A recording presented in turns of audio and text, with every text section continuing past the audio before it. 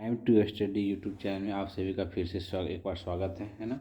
हम लोग बौद्ध धर्म का थ्योरी क्लास देख चुके थे। अब उससे रिलेटेड जितने भी एग्जाम में एमसीक्यू क्वेश्चन पूछे गए हैं उसके बारे में हम लोग डिस्कस करेंगे, है ना।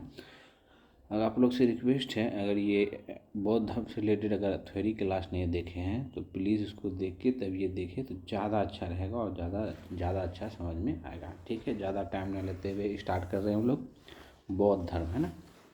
तो देखिए पहला क्वेश्चन क्या है। देखिए एमपीपीसीएस के एग्जाम में पूछा गया क्वेश्चन है। सारा जो है ना क्वेश्चन बैंक की है इसमें, है ना। सारा पूछा हुआ क्वेश्चन हम लोग करा रहे हैं एमसीक्यू के रूप में।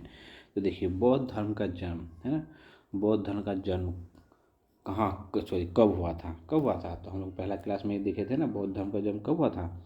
563 ईसा पूर्व में हुआ था। कहाँ पे हुआ था? लुम्बिनी में होता है ना, लुम्बिनी में हुआ था। मृत्यु कब होता है? 483 ईसा पूर्व में होता है ना। ईसा पूर्व में कहाँ पे होता है? कुशीनगर, है ना। ये सब हम लोग डिस्कस कर चुके हैं ना, ध्यान में रखना है ना।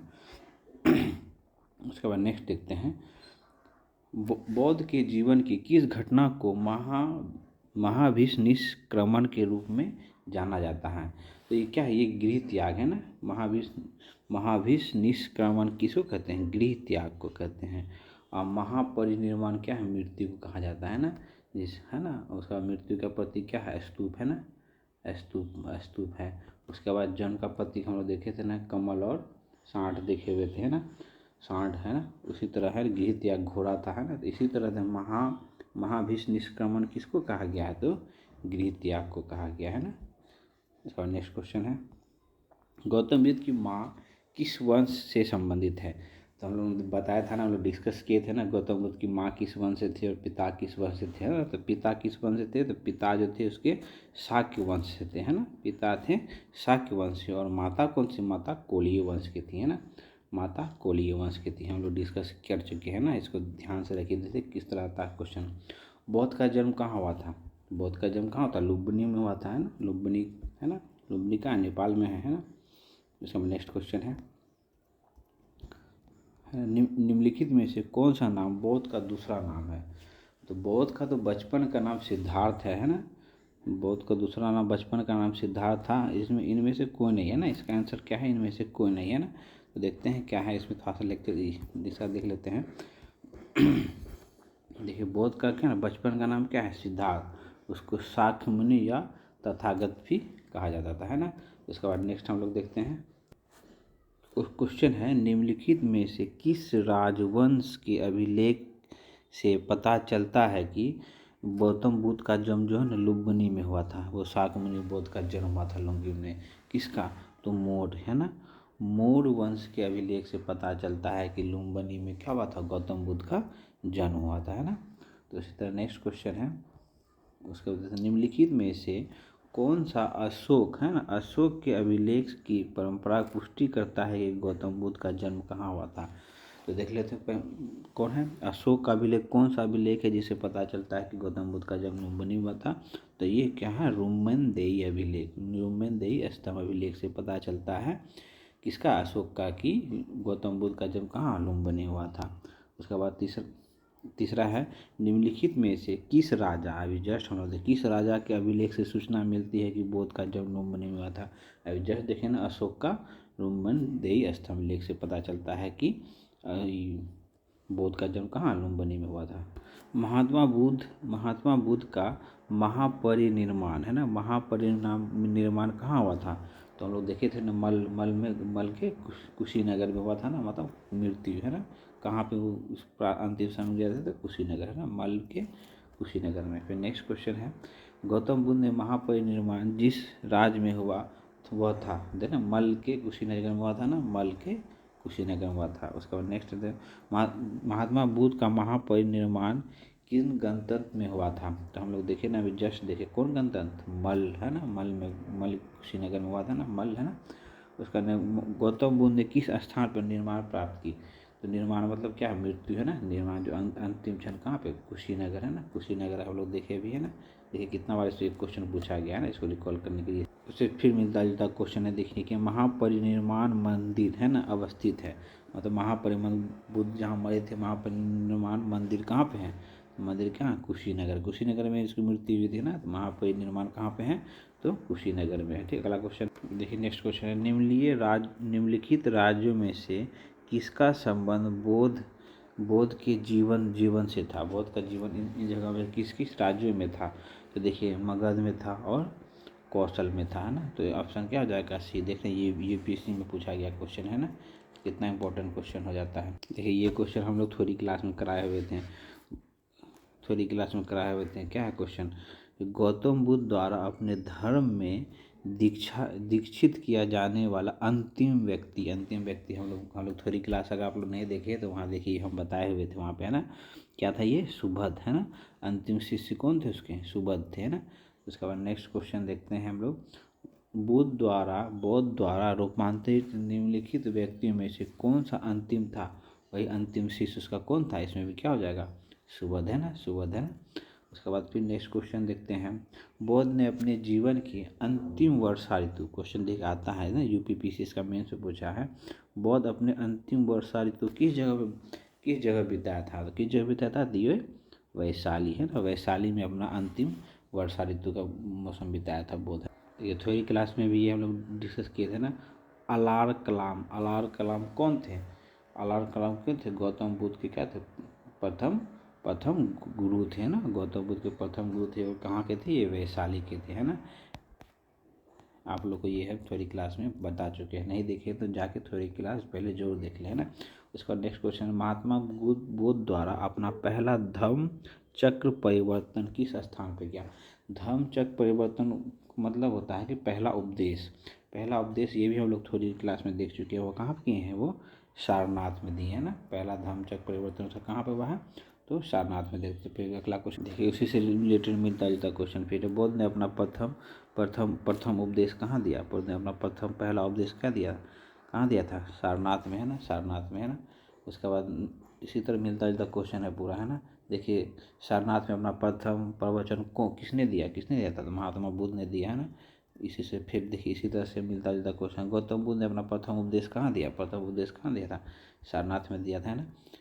फिर अगला देखते हैं, ग्रंथ में उल्लिखित धम्मचक्र परिवर्तन क्या है, धम्मचक्र परिवर्तन जस्ट देखे ना, उसका उपदेश है ना, सारनाथ में दिया गया। उसका प्रथम उद्देश्य क्या क्या है, धम्मचक्र परिवर्तन कहा गया, है ना। उसका नेक्स्ट देखते हैं, धम्मचक्र परिवर्तन किया गया था कि कहाँ पे, सारनाथ में, है ना, सारनाथ में किया गया था, है ना। पहला उपदेश जो दिया था उसी को धम्मचक्र। उसके बाद उसका तो बौद्ध ने सर्वाधिक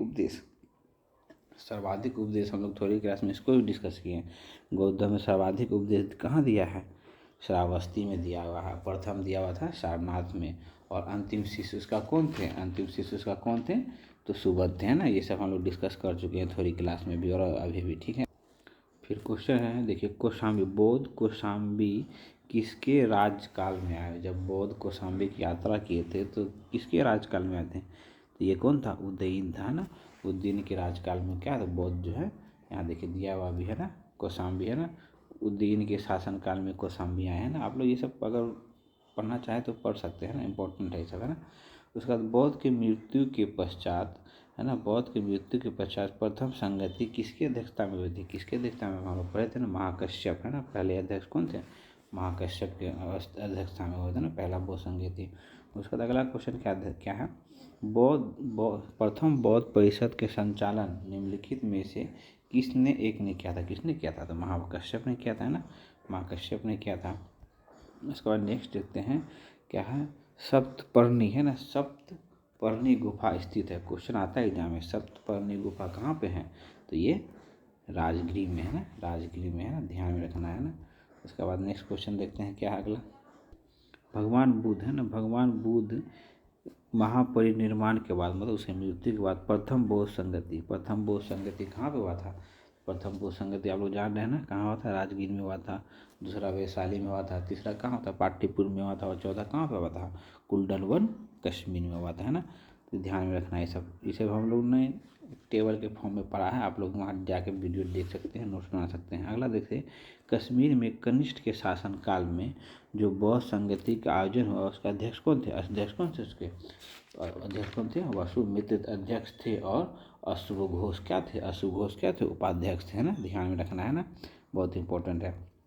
उसका बौद्ध धर्म की महायान शाखा औपचारिक रूप से किसके शासनकाल में प्रकट हुई? तो आप हम लोग देखे थे ना कि चौथा बौद्ध संगति जो हुआ था कुंडलवन कश्मीर में, उस समय शासक कौन था? कनिष्ठ है। कनिष्ठ के शासनकाल में, और उसकी अध्यक्षता कौन कर रहा था? वह सुमित्र कर रहा था अध्यक्ष, और अशोक घोष क्या थे? उपाध्यक्ष थे। तो इसी में ना चौथे बौद्ध संगति में हीनयान और महायान संप्रदाय में विभाजित हुए थे। तो कब महायान शाखा औपचारिक रूप से प्रकट हुई? कब? तो कनिष्ठ के शासनकाल में, है ना, चौथी बौद्ध संगति के समय, है ना।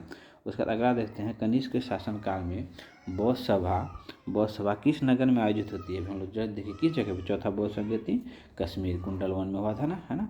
उसका नेक्स्ट क्वेश्चन देखते हैं, अगला क्या है 35। देखिए कितना रिपीटेड क्वेश्चन है ना। किस के शासनकाल में चतुर्थ बौद्ध संगति का हुआ था? तो कनिष्ठ के शासनकाल। जैसे रिलेटेड एकदम लगातार क्वेश्चन है, कितना पूछा गया है ना। चतुर्थ बौद्ध संगति परिषद हुई कहाँ पे हुआ था? कनिष्ठ के शासनकाल में कश्मीर में, है ना। ये कितना क्वेश्चन पूछा ये, है ना। उसके बाद अगला फिर देखिए, निम्नलिखित में किसके शासनकाल में चतुर्थ बौद्ध संगति, है ना, चतुर्थ बौद्ध संगति का दिया ना। चतुर्थ बौद्ध किसके का शासनकाल में हुआ था? कनिष्ठ के शासनकाल में हुआ था ना, है ना। कितना बार ये पूछा गया क्वेश्चन, देखिए बीपीएससी में पूछा गया है ना, ये सब इम्पोर्टेंट है। ये देखिए ये क्वेश्चन बहुत अच्छा है ना। निम्नलिखित में से, है ना, निम्नलिखित में से बौद्ध संगति का सही क्रम बताया कि पहले कहाँ हुआ था, उसके बाद कहाँ हुआ था। तो पहला जान रहे हैं, पहला कहाँ पे हुआ था? तो राजगिरी में हुआ था, है ना। दूसरा कहाँ हुआ था? तो वैशाली में हुआ था। तीसरा कहाँ हुआ था? तो पाटलिपुत्र में हुआ था। चौथा कहाँ हुआ था? तो कुल्टन वन में हुआ था। तो पहला क्या हुआ? 2143 है ना। ऑप्शन ये डी है ना। ये कितना अच्छा क्वेश्चन है, इस टाइप का बहुत अच्छा क्वेश्चन है। इस तरह आप लोगों को ध्यान में रखना है सारा ना। उसके बाद द्वितीय बौद्ध संगति कहाँ हुआ था? कहाँ हुआ था? तो जानिए ना आप लोग, कहाँ? वैशाली में हुआ था, है ना। वैशाली में हुआ था। उसके बाद अगला तृतीय बौद्ध सभा पर बुलाई गई थी। तृतीय बौद्ध सभा कहाँ पे बुलाई गई थी? आप लोग जाना है, पाटलिपुत्र, है ना, अशोक के शासनकाल में, है ना। प्रथम बौद्ध समिति का आयोजन हुआ था। प्रथम बौद्ध समिति का जो आयोजन हुआ था किस शासक को, किसके शासनकाल में हुआ था? अजातशत्रु, है ना। अजातशत्रु हम लोग डिस्कस कर चुके हैं थोड़ी क्लास में, सबको ना आप लोग ध्यान में रखना है सब चीज़, है ना। उसका बाद अगला क्वेश्चन देखते हैं, निम्नलिखित में किस नगर में प्रथम बौद्ध सभा का आयोजन हुआ था? इसमें ऑप्शन देखने क्या जरूरत है, आप लोग जाने प्रथम बौद्ध सभा का आयोजन कहाँ हुआ था? राजगीर या गिरिवज में हुआ था, है ना। फिर हम लोग नेक्स्ट क्वेश्चन देखते हैं अगला। फिर एक क्वेश्चन है, निम्नलिखित में से किसके शासन में द्वितीय बौद्ध सभा का आयोजन हुआ था? प्रथम बौद्ध सभा का आयोजन देखे थे हम लोग अजातशत्रु के शासनकाल में हुआ था। दूसरी बौद्ध सभा का आयोजन कब हुआ था? कलाशोक के शासनकाल में। तीसरे का हुआ था? अशोक के शासनकाल में। चौथे किसके शासनकाल में हुआ था? कनिष्ठ के शासनकाल। एकदम जुबान पे होना चाहिए सब, है ना। हर एग्जाम में 1 से 2 क्वेश्चन इसमें रहता है। ये देखिए बहुत अच्छा क्वेश्चन है ये, है ना। इसमें देखिए क्या क्वेश्चन पूछ रहा है, मिलान करने के लिए, है ना।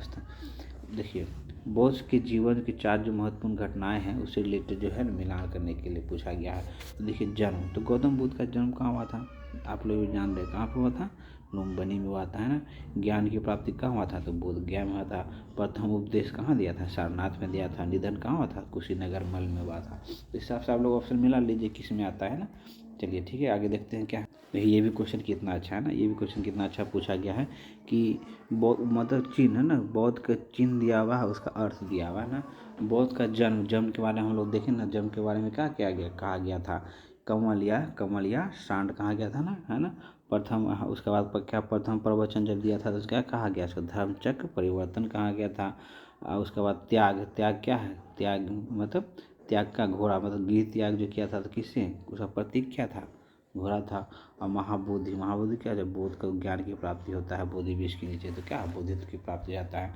तो इस हिसाब से ऑप्शन मिला लीजिए, पहला का 4 हो जाता है, दूसरा का 2 हो जाता है। तो देखिए ऑप्शन पहला यहाँ, पहला का 4, दूसरा का 2, तीसरा का फिर 1 और चौथा का है ना, उसका मिला लीजिए, है ना। अगला देखते हैं, अगला क्वेश्चन क्या है। 50 नंबर क्वेश्चन है कि बोध गया में महाबोधि मंदिर बनाया गया, क्यों, किस लिए बनाया गया था? कहाँ से बनाया था? जहाँ पे गौतम बुद्ध को क्या अपना प्रथम प्रवचन दिया था ना, सॉरी ज्ञान प्राप्ति हुआ था ना। गौतम बुद्ध को क्या हुआ था वहाँ पे? ज्ञान प्राप्ति हुआ था। इसी के उपलक्ष्य में क्या किया था? वहाँ पे एक बोधि मंदिर बनाया गया था, है ना। उसका अगला क्वेश्चन देखते हैं हम लोग। बोध गया में बोधि वृक्ष अपने किस वंश है? ये क्वेश्चन ना थोड़ा सा डिबेटेबल है ना। ये बीपीएससी एक बार क्वेश्चन पूछा था तो 5 में दिया था, कहीं पे छठा है, तो ये इसको डिलीट कर दिया गया, इसका आंसर है ना। तो ये मेनली 5वां या छठा में से में कन्फ्यूजन रहा है, तो ये क्वेश्चन डिलीटेड है, छोड़िए इसका ना। इसका नेक्स्ट देखते हैं, निम्नलिखित में कौन सा बौद्ध पवित्र स्थल निरंजन नदी के किनारे स्थित है? निरंजन नदी के किनारे कौन सा स्थल है? तो हम लोग देखें ना, गौतम बुद्ध को निरंजन नदी के किनारे पीपल के वृक्ष के पीछे ज्ञान की प्राप्ति होता है, कहाँ पे? तो बोध गया में है ना, बोध गया में है। उसके बाद नेक्स्ट क्वेश्चन है, बौद्ध के उपदेश किससे संबंधित हैं? बौद्ध जो अपना उपदेश दिए हैं वो किससे संबंधित है? तो आचरण की शुद्धता और पवित्रता के लिए बौद्ध का उपदेश क्या है? संबंधित है ना। उसका अगला क्वेश्चन ये क्वेश्चन देखिए कितना इंपॉर्टेंट है। बौद्ध है ना, बौद्ध संघ में भिक्षुणी में स्त्रियों को जो प्रवेश होता है, आनंद के कहने पे जो स्त्री का प्रवेश होता है, किस जगह पे किया गया था? एक क्वेश्चन पूछा, हम लोग थोड़ी क्लास में भी इसको डिस्कस किए, किस जगह पे? तो वैशाली में है ना, ध्यान रखिए, डिस्कस हम लोग थोड़ी क्लास में भी किए थे ना। त्रिपिटक है ना, त्रिपिटक क्या है? त्रिपिटक क्या है? बौद्ध के उपदेशों का क्या है? ये संग्रहण है। बौद्ध के उपदेशों का क्या है? संग्रहण है त्रिपिटक, है ना, ध्यान रखना है। उसका अगला देखते हैं, त्रिपिटक ग्रंथ किस धर्म से संबंधित है? तो ये बौद्ध धर्म से संबंधित है ना। त्रिपिटक ग्रंथ किससे संबंधित है?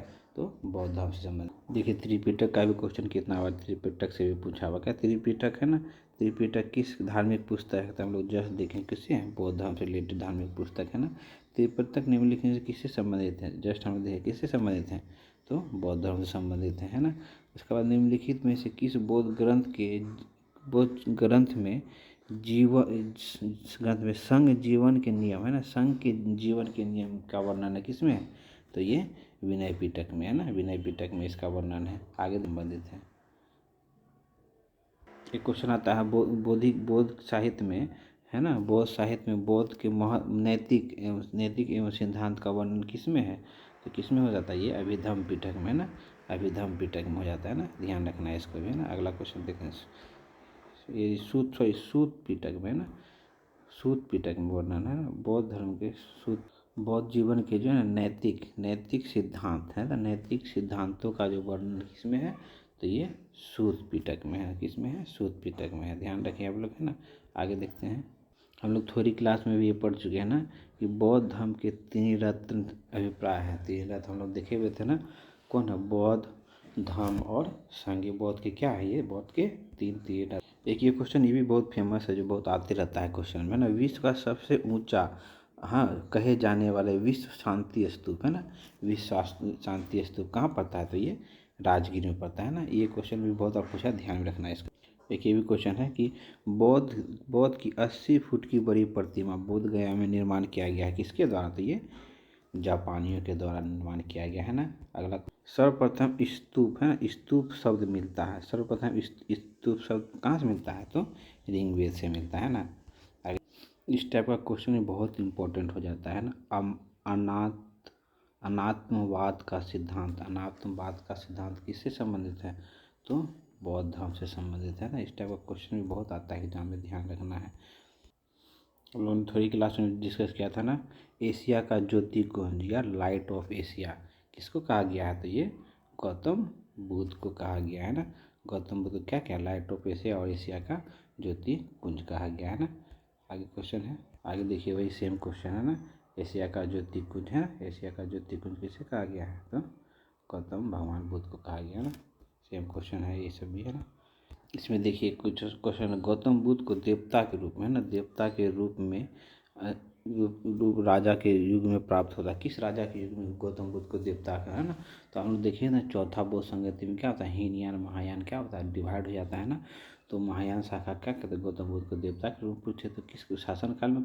कनिष्ठ के शासन काल में होता है ना, ध्यान रखना इसको भी। फिर वही महायान शाखा वाला क्या कर रहे थे? बुद्ध की पूजा कर रहे थे ना। तो ये अगला क्वेश्चन है, भारत में पहले जिन मानव प्रतिमाओं का पूजा की गई कौन थे वो? तो बौद्ध की है ना, गौतम बुद्ध की है ना। गौतम महायान संप्रदाय के लोग क्या थे? बौद्ध की पूजा करने लगे। फिर अगला क्वेश्चन क्या है, देश में किसकी मूर्ति पूजा की नींव रखी? किसने मूर्ति पूजा की रखी? तो बौद्ध धर्म ने है ना, बौद्ध धर्म ने मूर्ति पूजा की नींव रखी थी ना। बौद्ध की पूजा महायान शाखा के लोग कर। उसके बाद देखिए बौद्ध की है ना, बौद्ध की खड़ी खड़ी प्रतिमा किस काल में बनने लगी थी, है ना। तो किस काल में बनने लगी थी, ये कुषाण काल में क्या हुआ था, बौद्ध की खड़ी प्रतिमा का बनना स्टार्ट हुआ। ये क्वेश्चन है, निम्नलिखित में कौन से शासक ने बौद्ध धर्म के विस्तार में योगदान नहीं दिया। तो ये हम लोग आगे देखेंगे, है ना। पशुपति शुंग, है ना, पुष्यमित्र शुंग ने इसे क्या कर ना, बौद्ध विहार, बौद्ध भिक्षुओं की हत्या भी कर देता है, और ये कई बौद्ध विहार जो है ना, कई बौद्ध विहार नष्ट भी कर देता है ना। ये पशुपति शुंग है ना, इसके बारे में हम लोग आगे देखेंगे, है ना। एक ये मतलब ब्राह्मण वंश से संबंधित होते हैं पशुपति शुंग ना, तो ये बौद्ध से उतना समर्थन नहीं दिया। ये क्वेश्चन है,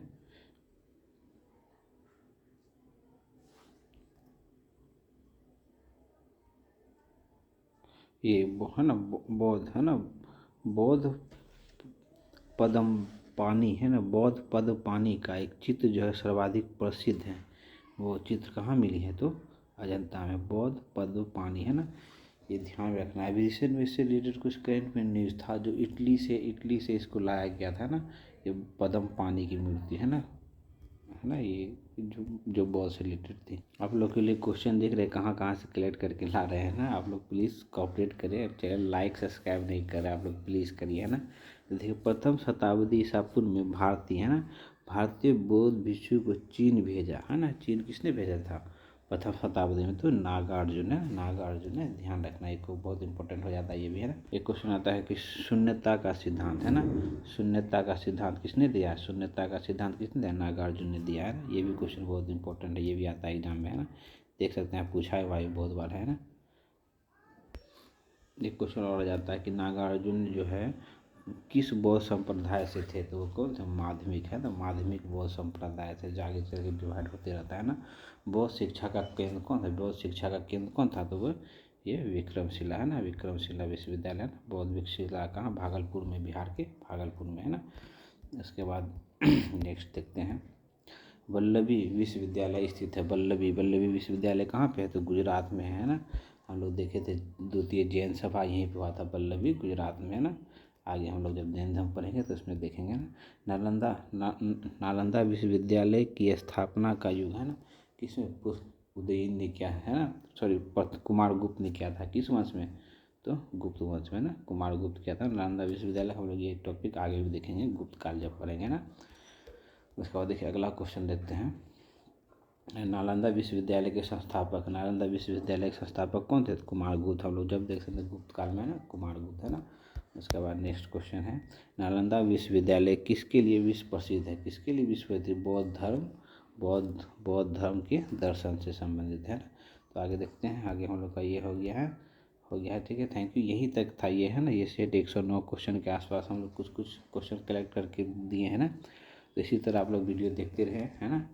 और अगला जो हम लोग का जैन धर्म होगा उससे फिर रिलेटेड MCQ, आज ही ये दोनों चैप्टर हो जाएगा, जैन धर्म और उससे रिलेटेड MCQ, ठीक है। Thank you for watching friends, please channel को लाइक करें, सब्सक्राइब करें, और कुछ सुझाव हो तो आप लोग ज़रूर दें। वीडियो देखते रहें और इसी तरह प्यार बनाते रहें। थैंक यू, मिलते हैं अगले वीडियो में।